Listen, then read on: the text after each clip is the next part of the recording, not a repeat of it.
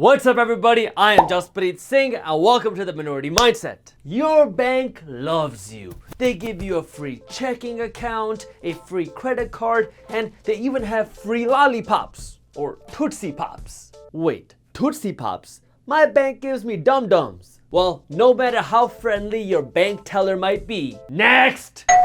Your bank's job isn't to do what's best for your wallet. That's your job. Which is why in this video, I want to go over 5 expensive mistakes to avoid making with your bank.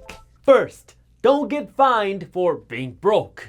Sorry, it looks like you spent $56 when you only had $55 in your account, so it's our bank's policy to charge you $50 for not having the money in your account.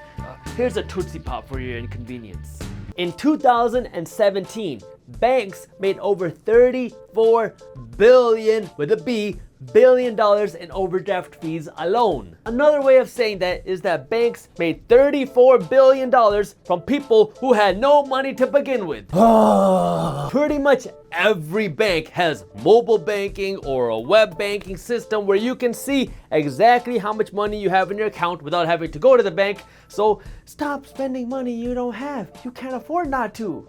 Whoa, hey, there's my $50. And as a small tip, you can ask your bank for overdraft protection and you can ask them to notify you in case your balance drops below a certain number. This way, you don't gotta worry about paying the bank money for not having money. Second, unnecessary service fees. When you deposit your money in the bank, you give the bank the right to use your money by lending it out to other people, and then some banks will charge you to access your money. Thank you for giving us your money so we can use your money to further grow and enhance our bank.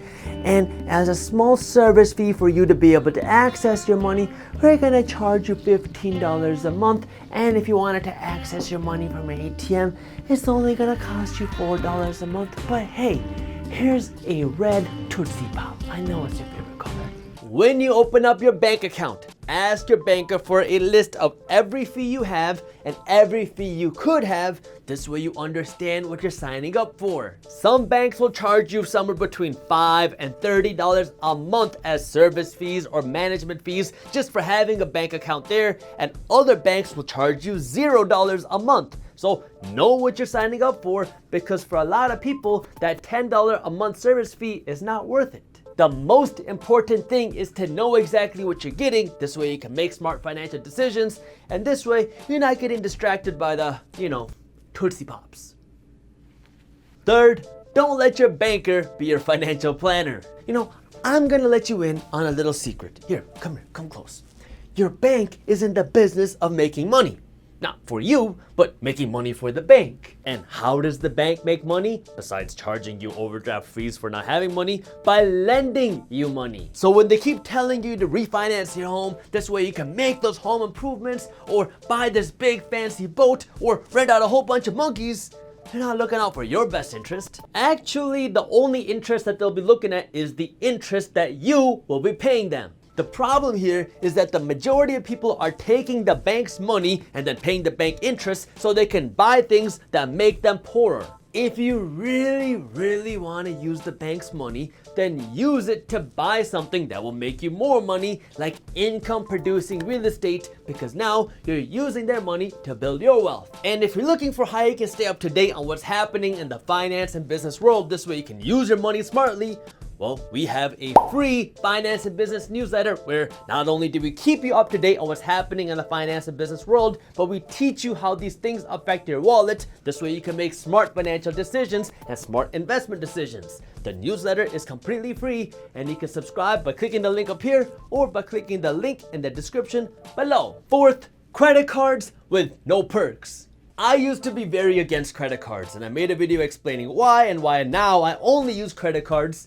But my first credit card was directly from my bank because my banker told me that this credit card was made exactly for people like me. Oh, so you mean they make credit cards for handsome guys? Well, my first credit card had no sign-up bonus, no real perks, and very small rewards, and maybe yours is the same way. Now, I only use a credit card to make my purchases, and I'll link the video in the description below where I explain why.